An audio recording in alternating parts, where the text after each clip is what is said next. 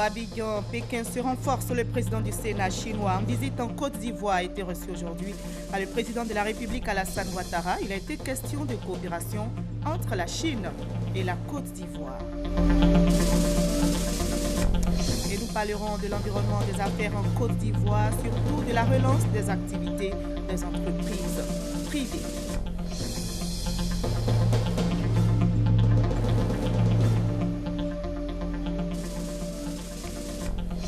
La dépression, trouble mental caractérisé généralement par l'isolement, la tristesse et la souffrance intérieure fait désormais partie des nombreux motifs de consultation des Ivoiriens à l'UNSTP. Comment sortir de la dépression?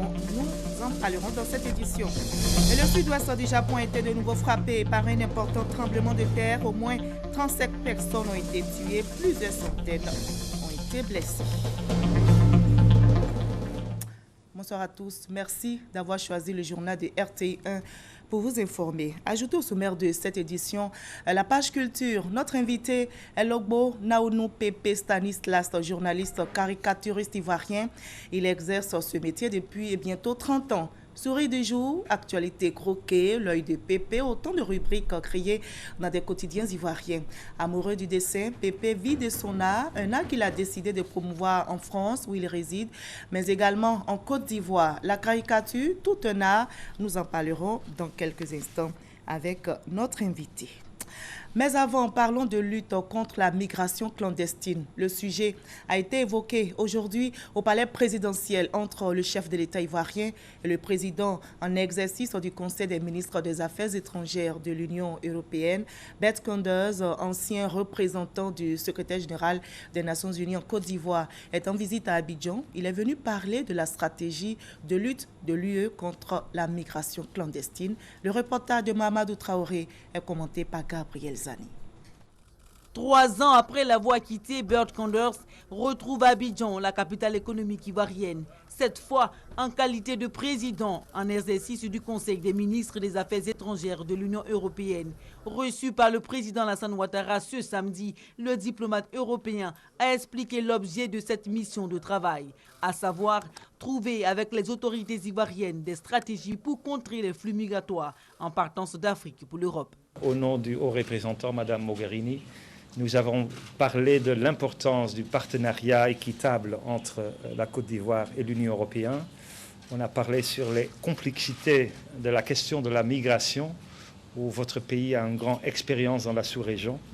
Et on a pensé comment on peut gérer tous les aspects de migration internationale entre l'Union européenne et la Côte d'Ivoire. Cette mission de travail s'inscrit dans la droite ligne des engagements pris par les États africains et européens lors du sommet sur la migration qui s'est tenu à La Valette, île de Malte, en novembre 2015.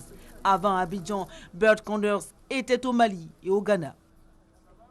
Je le disais à l'instant, l'axe Abidjan-Pékin se renforce. Le président Ouattara s'est entretenu aujourd'hui avec le président du Sénat chinois en visite officielle depuis quelques jours en Côte d'Ivoire. Des échanges fructueux. La Chine et la Côte d'Ivoire vont renforcer leur coopération, notamment dans le domaine économique. Une coopération gagnant-gagnant, selon le président du Sénat chinois. Mamadou Traoré, Ali Darasouba. La visite de Yu Zhengsheng à Abidjan marque la volonté de la Chine d'ouvrir une nouvelle ère de coopération avec la Côte d'Ivoire. Le président du comité national de la 12e conférence consultative politique du peuple chinois est venu annoncer au président Alassane Ouattara que son pays entend notamment accroître ses investissements en Côte d'Ivoire. Plusieurs secteurs sont visés. Je tiens à remercier sincèrement le président de la République de Côte d'Ivoire, le président de l'Assemblée nationale ivoirienne ainsi que tous les amis ivoiriens pour l'accueil chaleureux et généreux que vous nous avez bien voulu nous réserver. Cette fois-ci, nous sommes venus ici pour promouvoir la mise en œuvre des consensus dégagés sur les relations bilatérales par le président Xi Jinping et le président Ouattara, ainsi que les 10 grands programmes de coopération sino-africains proposés et avancés par le président Xi Jinping lors du sommet de Johannesburg. Ces dernières années, le pays a maintenu un développement à vitesse très satisfaisant et le climat d'affaires s'est beaucoup amélioré. Et je suis convaincue qu'avec la confiance politique mutuelle sans cesse approfondie, les échanges humains et culturels sans cesse intensifiés et une coopération économique renforcée, nous pouvons sûrement promouvoir encore davantage nos relations dans divers domaines.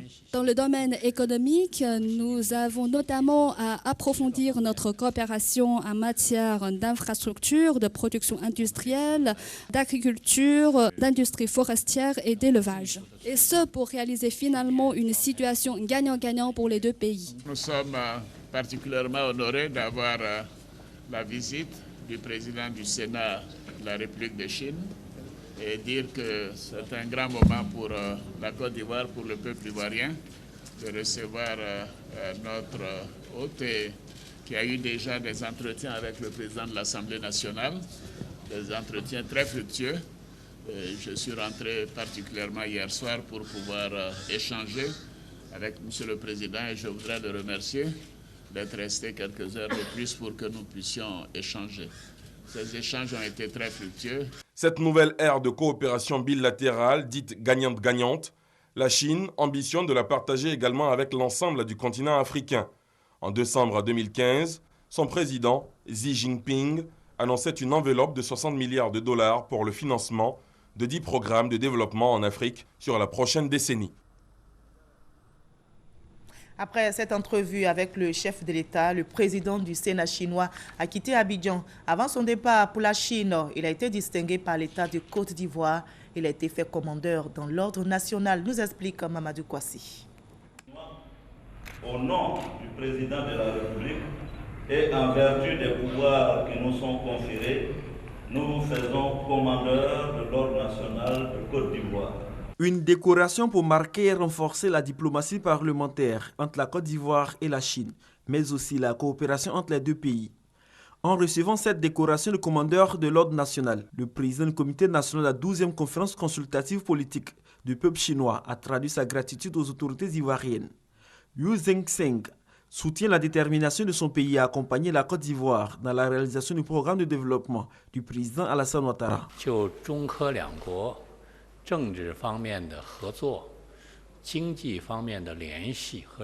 suis convaincu que notre coopération se développera encore davantage dans les domaines politiques, économiques et autres, et nos relations seront toujours meilleures pour réaliser finalement une situation gagnant-gagnant. Yu Zhengsheng a également rassuré Guillaume Soro et le Parlement ivoirien de la disponibilité de son institution à accompagner l'Assemblée nationale dans l'accomplissement de sa mission. Cette visite en terre ivoirienne est jugée fructueuse par le président du comité national de la 12e conférence consultative politique du peuple chinois, l'équivalent d'un Sénat. Yu Zhengsheng et sa délégation se sont envolés ce samedi 16 avril 2016 pour Accra, la capitale du Ghana. Voilà, le président donc du Sénat chinois s'est envolé pour le Ghana. L'IPSP, c'est l'indice de performance du secteur privé dressé par une agence de notation panafricaine. Cette dernière est spécialisée dans l'évaluation du risque crédit. En février dernier, l'IPSP affichait une tendance positive quant à la relance des activités des entreprises privées en Côte d'Ivoire. Conséquence de l'environnement des affaires offert par l'État ivoirien, notre reporter Adama Koné se penche sur cette performance. Bonne santé pour le secteur privé ivoirien. On peut lire sur le bilan de santé du mois de février que l'indice activité s'est établi à 51,78 contre 44,50 précédemment. Traduction, le secteur privé affiche globalement une nette reprise d'activité. La locomotive, l'agriculture, l'industrie et les services. Aujourd'hui, c'est vraiment beaucoup d'espoir suscité et c'est beaucoup d'encouragement dans nos activités et nous pensons que cela va continuer. Pour ce qui me concerne, les chiffres ont bougé. Lorsque j'ai fait un point en regardant mon tableau de bord et en faisant des comparaisons, voyons les améliorations. Et très sincèrement, en janvier-février, nous avons senti cela. L'indice environnement, lui, enregistre une hausse timide de 0,13. Pour le cabinet de notation Bloomfield, cette légère hausse est le fait du cadre macroéconomique. Témoignage. Avec le CPC qui est là, la création d'une société en 48 heures, la sécurisation des investissements, alors l'état même dans lequel l'investisseur se retrouve lorsqu'il arrive, ne serait-ce que le fait d'être très bien logé, il y a des infrastructures pour les accueillir, bon, ils comprennent quand même que le pays est en état de marche. L'évolution du niveau des affaires est illustrée chaque mois par l'indice de performance du secteur privé, IPSP. Cet indice a deux composantes, l'indice environnement et l'indice activité. Et l'environnement des affaires en Côte d'Ivoire attire bien sûr des investisseurs. Des équipementiers vietnamiens du cajou sont en mission de prospection. Ils ont rencontré les industriels du secteur du cajou. Au menu de ces échanges, l'industrialisation de la filière anacarde en Côte d'Ivoire. On en sait plus avec Noël Niagno. L'industrialisation de la filière cajou, une préoccupation majeure du gouvernement parce qu'elle est à forte valeur ajoutée. La production est en forte croissance, 550 000 tonnes en 2014, plus de 700 000 en 2015, portant ainsi la Côte d'Ivoire au rang de premier exportateur de cajou au monde. Malheureusement, l'industrialisation de la filière cajou marque le pas, à peine 5% de la production nationale. Or, le gouvernement lui destine un niveau de transformation de l'ordre de 100% à l'horizon 2020. Fort de cet objectif, les gestionnaires de la filière du conseil coton anacarde œuvrent à identifier des technologies susceptibles d'accompagner les industriels du secteur.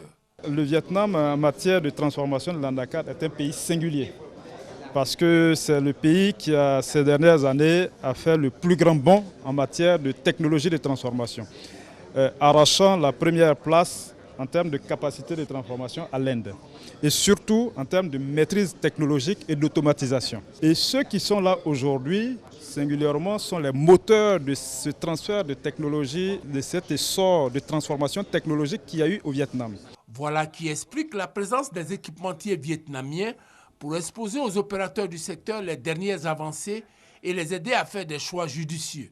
Et les attentes ont été comblées. Cela nous permet de diversifier nos sources d'approvisionnement en équipement et cela nous permet aussi de comparer les nouvelles technologies vietnamiennes qui sont en passe aujourd'hui de devenir les meilleures technologies sur la place à des coûts très compétitifs pour des industriels comme nous. Ici, il y a une opportunité réelle pour nous donc de découvrir, n'est-ce pas, les technologies vietnamiennes et puis faciliter leur adaptation à nos besoins spécifiques. Étant donné que chaque pays a ses propres particularités, il est question donc de copier mais intelligemment. Autre objectif des équipementiers vietnamiens, faire l'état des lieux des unités de transformation de noix de cajou pour mieux soutenir la filière. L'actualité au niveau des médias en Côte d'Ivoire, c'est le 9e congrès de l'UNJCI, l'Union nationale des journalistes de Côte d'Ivoire. Le congrès ouvert ce matin s'achève demain. À l'issue des travaux en commission qui vont permettre le toilettage des textes, les journalistes auront à élire le nouveau président de leur union. 2 candidats sont en liste, le président sortant Traoré Moussa et Vamara Koulibaly. Dans le domaine de la santé, la dépression persistante, comment en sortir? Eh bien, pour avoir une idée de la dépression, c'est un trouble mental caractérisé généralement par l'isolement, la tristesse et la souffrance intérieure. Elles sont nombreuses, les personnes qui en souffrent. Mais comment en sortir? Élément de réponse dans ce reportage de Delphine Blas. Institut national de la santé publique à Adjamé. Dilou s'isole. Elle est triste et se renferme. Elle compte ses pas. Elle n'a plus le goût à la vie. Elle est également de mauvaise humeur. À l'origine de ce mal-être, le décès de son mari. Mon mari est mort. Et puis il m'a laissé 3 enfants, tous des garçons. Comment je vais faire et puis je vais nourrir mes enfants là pour la mettre à l'école? C'est des gens qui vont se présenter à vous avec un dégoût de la vie. La dépression, parmi les troubles mentaux, c'est un trouble qui rentre dans le registre des troubles de l'humeur. Donc c'est une perturbation de l'humeur dans le sens du négatif, celui de la tristesse, celui de la souffrance intérieure. Lui, par contre, se débat. Pour lui, pas question d'aller dans un centre. En Côte d'Ivoire, de 2011 à 2015, nous avons enregistré 27 156 consultations. Et sur les 27 156 consultations, nous avons 5 730 patients qui étaient déprimés, soit 21,1%. En 2016, nous avons déjà 23% de déprimés, soit 466 déprimés sur 2018 consultations déjà réalisées. Quand les symptômes persistent, le sujet peut basculer dans un état plus grave. Un déprimé sur 2 souffre de récurrence après un premier épisode de la maladie. Dépression récurrente, dépression persistante. En tout cas, les sujets exposés n'ont pas le sommeil facile. On remarque chez ces gens-là une altération du sommeil. Soit il a des difficultés pour s'endormir, ou bien le sommeil est perturbé, il a des réveils matinaux précoces. Il y a une baisse de l'appétit et parfois même le sujet ne s'alimente plus. On constate aussi chez eux une asthénie. C'est cette fatigue qui frappe. Il va prendre des médicaments, des vitamines, mais la fatigue est toujours là. Le praticien, chaque fois qu'il suit un déprimé, il y a la crainte du suicide. Le risque suicidaire est de 30% à tout moment qu'on suit un déprimé. 50% des sujets qui se suicident avaient un épisode dépressif. Les femmes sont les plus touchées par la dépression. Elles sont 2 fois plus exposées que les hommes aux épisodes dépressifs. Un risque majoré chez les femmes divorcées ou chômeuses, ou chez celles qui vivent un chagrin d'amour.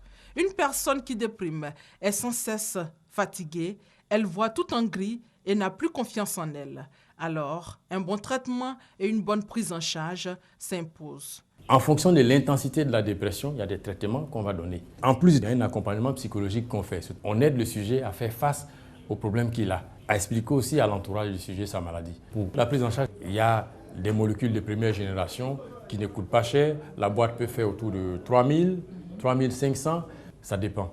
Également la compassion, l'assistance, la sollicitude et l'accompagnement pour une parfaite guérison. Sinon, quand je suis venu ici, les médecins m'ont soigné. Maintenant, ça va un peu. Mais il y a aussi des gestes qu'il faut éviter.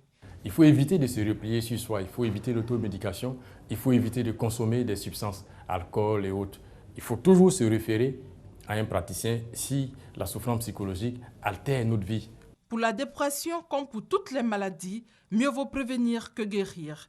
Il existe des solutions simples et naturelles pour se protéger des troubles dépressifs. Il faut consommer des aliments qui sont riches en magnésium. Les aliments qui sont riches en magnésium, nous avons bien sûr le cacao, nous avons le soja, nous avons les produits laitiers essentiellement et puis les haricots secs. Au moins 1,5 litre d'eau par jour. Il faudra consommer suffisamment de fruits et légumes et les viandes, poissons et œufs. Les matières grasses, il faudra les limiter. C'est 3 cuillères à soupe de matières grasses par jour, à ne pas dépasser. Les spécialistes conseillent aussi de faire l'effort de garder le moral haut, quelle que soit la situation que l'on traverse. Notre santé en dépend. Toujours garder la tête haute, même si la vie elle te descend. Voilà pour toutes les personnes qui souffrent de dépression. Rien n'est perdu. Vous savez maintenant comment en sortir. Reportage réalisé par Aurélia Droukoula et Delphine Blah. Ouvrons maintenant la page politique de cette édition avec le RHDP, le directoire du Rassemblement des oufouettistes pour la démocratie et la paix, met en mission ses coordonnateurs. C'est une mission de mobilisation et de sensibilisation des militants autour des idéaux du RHDP. Explication avec Sidonie Davila. L'heure est à la redynamisation du RHDP, le Rassemblement des oufouettistes pour la démocratie et la paix. Les coordonnateurs, que sont les maires du district d'Abidjan, réunis ce jeudi, ont planché sur les stratégies de remobilisation des militants du RHDP. Après les élections brillamment gagnées par le RHDP lors des dernières élections présidentielles, il était important pour l'équipe conduite par le directoire de remettre les équipes en marche sur le terrain. Nous avons échangé avec l'ensemble de ces coordonnateurs, nous avons identifié tous les points qui étaient nécessaires d'aborder de façon à ce que le RHDP soit une réalité sur le terrain. Un plan d'action a été élaboré lors de cette rencontre. Bientôt, les différents coordonnateurs iront vers les militants pour les informer et les sensibiliser sur les projets de la coalition RHDP. Nous avons donc convenu d'inviter tous les maires du district pour qu'ensemble, nous remobilisions donc toutes les troupes, mais surtout que nous consolidions les acquis du RHDP et que nous nous projetions dans l'avenir. Toutes les communes seront visitées Toutes les communes seront sensibilisées parce que nous allons aller au-delà des frontières du RHDP. Le RHDP se veut une force politique qui œuvre pour le développement et l'épanouissement des Ivoiriens. Aujourd'hui, les membres du directoire de cette coalition souhaitent que rien ne puisse donc entraver sa marche vers ce grand parti fort auquel tous aspirent. Après sa rencontre avec les coordonnateurs du RHDP, Adama Bictogo, chargé de la mobilisation au RHDP, a également rencontré les femmes de cette coalition. La rencontre s'est déroulée au siège du RDR à Cocody. Un plan d'action pour la redynamisation des femmes militantes du RHDP a été mis en place. Des propositions ont été faites pour leur implication dans les activités du parti, le RHDP. Les présidents des sections du Rassemblement des enseignants républicains des communes de Cocody, du plateau de Bingerville et d'Atekoubé ont été investis aujourd'hui. Au total, 31 sections seront installées dans ces différentes communes pour redynamiser les rangs des enseignants républicains. Le reportage de Gabriel Zani.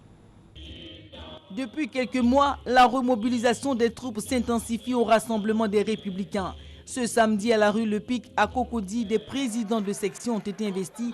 31 enseignants républicains des communes de Cocody, Plateau, Bingerville et d'Atekoubé et 5 coordonnateurs départementaux ont reçu leur feuille de route en présence de la marraine de la cérémonie, Afoussia Tabamalamine, choisie d'ailleurs pour sa combativité et sa persévérance dans le parti selon les enseignants républicains. Des investitures faites dans un contexte d'élections législatives et d'un référendum annoncé par les autorités pour le dernier semestre de 2016. Nous sommes dans un contexte des préparatifs des échéances futures. Les enseignants ont un rôle important, rôle d'encadrement, rôle de formation, rôle de maîtrise du processus électoral, mais également rôle important de pacification de l'école ivoirienne. 250 sections, les enseignants républicains ont aujourd'hui plus de 500 sections réparties à travers les communes du pays. Mais ils doivent continuer à glaner dans les rangs des enseignants des militants pour le parti des républicains. Nous avons besoin de vous. Vous avez été investis ce matin. La charge est lourde et importante. Cette charge mérite effectivement que vous puissiez vous donner encore davantage.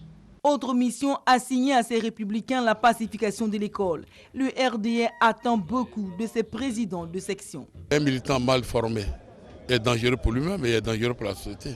Et donc les militants du RDR, ne voulant pas l'être, ont préféré avoir une bonne organisation et les résultats sont là, sont probants. Les futures échéances électorales sont annoncées très ouvertes dans les milieux politiques. Ces investitures ont débuté en 2015. Des présidents de section du Rassemblement des enseignants républicains sont déjà installés dans 8 régions du pays. L'un des cadres du RDR, le ministre Maurice Kwaku Bandaman, était en tournée à Oumé et Gagnoa, une tournée qui lui a permis d'expliquer le bien fondé du parti unifié et d'inviter l'ensemble des militants de ces régions à la mobilisation pour la réussite de ce projet. Le reportage d'Abou Sanogo. Maurice Kwaku Bandaman à la rencontre des militants du Rassemblement des Républicains d'Oumé et de Gagnoa.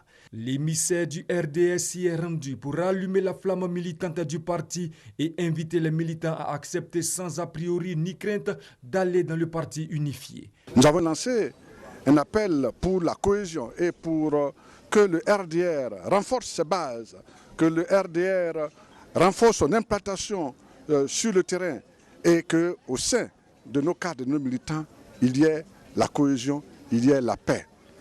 Mais également, nous sommes une coalition de partis rassemblés au sein du RADP et qui est appelée à devenir le parti unifié. Nous avons donc sensibilisé nos militants à l'effet qu'ils aient confiance au président Ouattara et au président Bédié, à l'effet qu'ils adhèrent au RADP qui est notre avenir. De leur côté, les militants du Lodge du Bois et du Go, tout en adhérant au projet du parti unifié, ont émis quelques doléances, notamment celles liées à l'emploi des jeunes. Après avoir écouté et compris les cris de cœur de la base, le ministre Maurice Kwaku Bandaman a annoncé la création par la direction du parti d'une microfinance afin d'aider les militants à trouver des financements pour leur projet. Une rencontre avec les responsables des structures de base du parti des régions du Lodjibois et du Go a meublé cette tournée de l'émissaire du Rassemblement des Républicains. L'actualité politique, c'est aussi le PDCI. Les femmes de ce parti sont retournées à Grand Bassam, la ville historique. Elles ont posé les pieds sur les traces de celles qui, en 1949, ont marché sur la ville. Pour les 70 ans du PDCI, elles ont voulu rendre hommage aux pionnières de la lutte. Au-delà de ce devoir de mémoire, 150 femmes, dont Henriette Bédier, ont été décorées. Explication, Christelle Menant. C'est pour son symbole de cité des grandes luttes et de la liberté que Grand Bassam a été choisi pour abriter la journée des femmes dans le cadre du 70e anniversaire du PDCI RDA. Elles marchent à nouveau sur le pont de la Victoire, sur les pas de leurs aïeuls. Elles célèbrent le combat des pionnières ivoiriennes de la démocratie. 4000 femmes venues libérer ce 24 décembre 1949 Jean-Baptiste Moquet, Siri Coré et d'autres membres fondateurs du parti, alors écroués par le colonisateur. Ils sont venus et dès qu'ils sont arrivés au pont, vraiment l'eau là, il sable sur eux. Il y a un jeune homme qui est couru, qui a joué comme mes enfants sont là. Il a passé, il dit qui s'appelle Madame Siri Coré ici, Marie Gallo, il dit c'est moi. Plus qu'un devoir de mémoire, le parti choisit ainsi de puiser dans ses racines pour construire l'avenir. Un avenir dans lequel ces femmes entendent jouer un rôle décisif. Tout peut changer. Tout doit changer. Et tout devrait changer pour la militante du PDCI. Le futur du PDCI est à ce prix. Le PDCI RDA célèbre tout ce mois d'avril son histoire, l'histoire de la Côte d'Ivoire. Ce 16 avril est consacré à toutes ces femmes qui l'ont écrite et qui continuent d'y contribuer.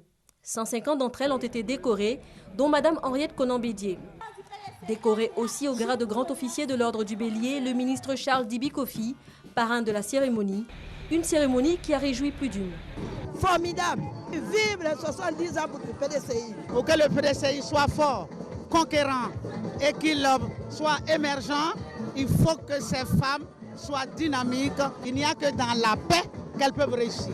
Thème des festivités, rassemblement et renaissance. 70 ans plus tard, l'héritage d'Anne-Marie Raji, de Siri Marie Coré, de Marguerite Sakoum demeure. Un héritage que la jeune génération entend perpétuer. Le sud-ouest du Japon a été de nouveau frappé par un important tremblement de terre. Le bilan s'est alourdi. Au moins 35 personnes sont mortes. On déplore des centaines de blessés. Plusieurs personnes sont encore coincées sous les décombres. Les recherches se poursuivent pour retrouver des survivants. Explication avec Mariam Sissé et Christelle Menant. Une énorme coulée de boue et de pierres, des maisons détruites. Kumamoto s'écroule à nouveau. Après le séisme qui a ravagé ce jeudi le sud du Japon, une deuxième secousse dévaste la région ce samedi. Depuis, une trentaine de morts et des centaines de blessés. Un autre coup dur pour le pays. Des milliers de secouristes déployés dans la zone fouillent toujours les décombres pour extraire d'éventuels survivants. Ce séisme de magnitude 7, plus violent que le précédent, était accompagné d'une petite éruption du volcan Aso, situé sur la même île. Selon les autorités, aucun lien entre les deux séismes. Et, nouvelle plus rassurante, aucune anomalie n'a été relevée dans la centrale nucléaire de Sendai. Les installations nucléaires d'Ehime et de Genkai, situées dans la région, elles, bien que secouées, n'ont pas non plus été affectées. La menace reste toutefois grande. L'agence de météorologie japonaise prévoit de fortes pluies ce week-end.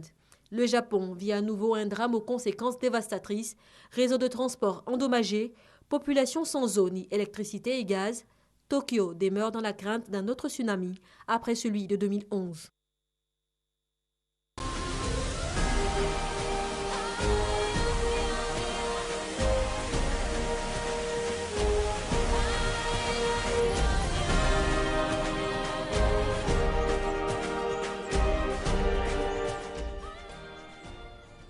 Bienvenue Bienvenue dans la page culture. Commençons par la 9e édition du Festival des musiques urbaines d'Anoumambo qui aura lieu du 19 au 24 avril prochain. Prélude à cet événement, le président du PDCI RDA, Henri Konan Bédié, parrain de ce FEMIA 9, a reçu en audience le ministre de la Culture et de la Francophonie et le commissaire du FEMIA. Au menu, les préparatifs du festival.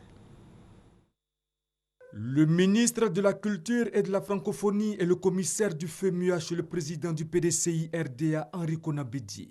Motif, lui rendre compte des préparatifs de la 9e édition du Festival des musiques urbaines d'Anoumambo, FEMUA, et solliciter sa présence effective pour la cérémonie d'ouverture en sa qualité de parrain cette année. C'est pour le monde de la culture un grand honneur que nous fait ce grand homme d'État.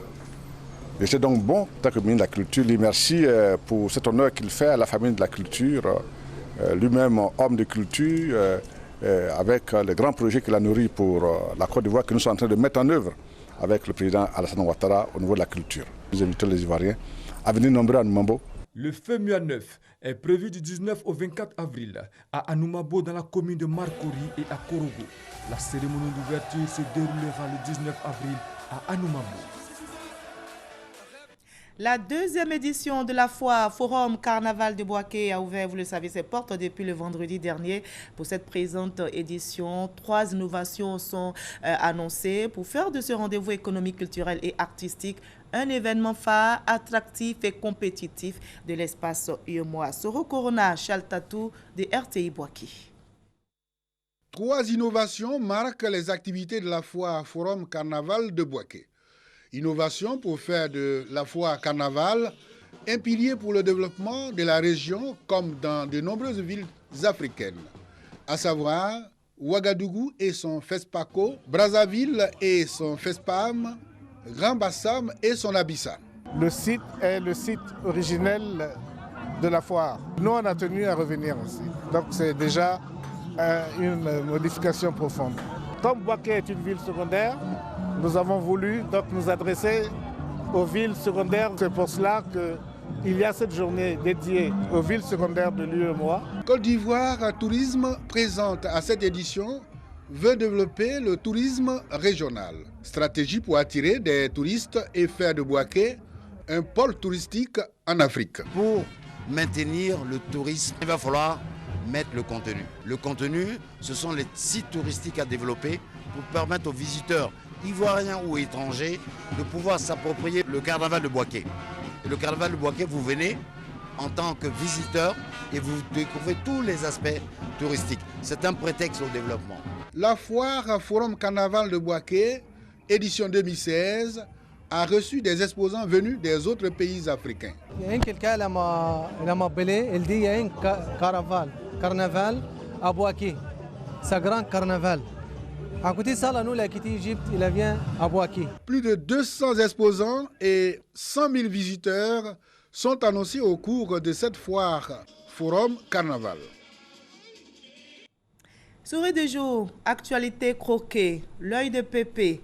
Voilà autant de rubriques créées dans des quotidiens ivoiriens par Logbo Naounou Pépé Stanislas, connu sous le nom de Pépé. Journaliste caricaturiste, il est notre invité de la page culture de ce soir. La caricature, tout un art, nous en parlons maintenant avec notre invité. Bonsoir, Monsieur Logbo. Bonsoir, Marie-Laure. Pépé? Oui, Pépé. Pépé, c'est mieux. Ouais, alors, entre Pépé et le crayon, c'est une histoire d'amour. Ouais. Racontez-nous en quelques secondes cette histoire. Bon, avant de parler du travail, je vais d'abord remercier le directeur de la télévision et Venance Konaï et les éditions Fatmat Éditions. Parce que là aussi, j'ai un livre qui va bientôt sortir. D'accord, ça, on aura l'occasion d'en parler. C'est ce livre-là qui marque vos 30 années de carrière. Alors, parlez de cette histoire d'amour. L'amour, c'est-à-dire... Pour le dessin. Pour le dessin, c'est un peu inné, quoi, je veux dire, parce que, vous savez, c'est d'ailleurs pour ça que je suis venu ici, parce que quand j'ai commencé, je ne savais pas qu'aujourd'hui, je devais être aujourd'hui sur ce grand plateau et ce grand journal de 20 heures, que je félicite tous ceux qui présentent ce journal. Tout petit, déjà, j'avais déjà le petit coup de crayon. Mais c'était pas trop ça. Et puis, comme je disais tantôt dans une de vos émissions ici, que j'aimais beaucoup calquer. Et c'est après avoir reçu des coups de chicotte des parents que le coup de crayon est passé maintenant. Et depuis ce jour, je fais mon petit bout de chemin avec. D'accord. Alors, comment définissez-vous le caricaturiste? Bon, un caricaturiste, c'est quelqu'un qui a même, dans une rédaction, qui peut animer sans l'accord d'un journaliste ou bien sans l'apport, c'est-à-dire d'un journaliste écrit, c'est-à-dire ceux qui écrivent dans la rédaction, à tout seul un reporter voilà, qui vient, c'est comme on dit un dessinateur de presse. Ça, c'est celui-là, lui, le journaliste vient le voir et dit, bon, tiens, tu me fais un voleur d'igname ou bien un voleur de coco, et puis rapidement, il décide. Alors qu'un caricaturiste, c'est un peu comme un éditorialiste. Donc, tout le temps, tu as 2 ou 3 pages que tu dois animer, soit selon l'actualité ou bien selon ta sensibilité. D'accord, donc pour être un bon caricaturiste, il faut aussi être un bon dessinateur. Un bon dessinateur. Et là, j'ai ici une image. Je suis Bassam, c'est vous qui l'avez fait cette caricature. Bien je vais sûr. présenter aux téléspectateurs. Donc, en fait, ici, on voit un message. Très clair. C'est très clair. Oui. C'est très clair parce que, vous savez, bon là, c'est vrai, je présente qu'il ne faut pas laisser le sable blanc. Bassam a besoin des gens. Bassam, c'est vrai, a eu un problème, mais Bassam n'est pas mort. Le sable est toujours très fin et très accueillant. Et là, la colombe de paix que vous voyez là dit que ce n'est pas les Bassamois. Il y a une colombe de paix. Dit que ce n'est pas les Bassamois, ce n'est pas la population de Bassam, ce n'est pas les Ivoiriens, mais c'est vraiment quelque chose qui frappe un peu partout dans le monde. Il faut dépasser cela et puis aller à Bassam. Au moins les Bassamois peuvent s'en sortir. D'accord. Je vous invite maintenant à regarder ce reportage sur la caricature. C'est un sujet d'Astou Touré. D'accord. La caricature, un art en pleine expansion. Son rôle, faire rire, exposer également les difficultés sociales, culturelles, politiques d'une époque sur un sujet donné. Elle varie selon l'époque. Autrefois, la caricature était visible simplement par un nombre réduit de personnes. Aujourd'hui, le dessin peut faire le tour du monde via les différents moyens de communication pouvant créer une polémique. La caricature a donc évolué, elle se veut plus satirique et de plus en plus présente dans la presse. Présence qui lui a permis de toucher un plus large public, de démocratiser la caricature, la rendre compréhensible par l'ensemble de la population, toujours à travers des illustrations à faire tordre de rire. Une touche humoristique pour détendre le lecteur et l'aider à comprendre l'actualité. En Côte d'Ivoire, la caricature est quasi présente dans la presse. Elle a bien l'intention de faire passer un message et en ce sens, elle est devenue indispensable. Voilà Pépé, la caricature, l'un des buts recherchés est de mettre à nu de façon comique un défaut, un vice, un mensonge observé dans la société. Pourquoi passer par l'humour pour dénoncer un fait important de société? Moi, je pense que l'humour encore bien, c'est un élément qui passe plus qu'aller avec la violence. C'est-à-dire le mec même qui est en train de se marrer ne sait même pas que c'est de lui qu'on parle. Mais est-ce que là, le message passe? Est-ce que l'info passe? Ça veut dire qu'il a déjà lu. Il a déjà compris ce qu'on veut dire. D'abord, quelqu'un commence à rire et lui pose la question, il dit mais qu'est-ce qui se passe? Non, il y a quelque chose qui ne va pas, même si on ne sait pas lire. Déjà, le dessin appelle les lecteurs à jeter un coup d'œil sur le papier. Et ce qu'on a constaté, c'est que vous déformez vos personnages en grossissant par exemple leur tête. Est-ce qu'au nom de la liberté d'expression, vous n'allez pas un peu loin quand même? Non, pas du tout. Je pense que... Il y a une sorte de moquerie derrière. Non, je pense que... Maïlo, même dans la laideur, il y a toujours la beauté. Mais est-ce que le message passe? D'abord, c'est ça, c'est ce qu'on cherche.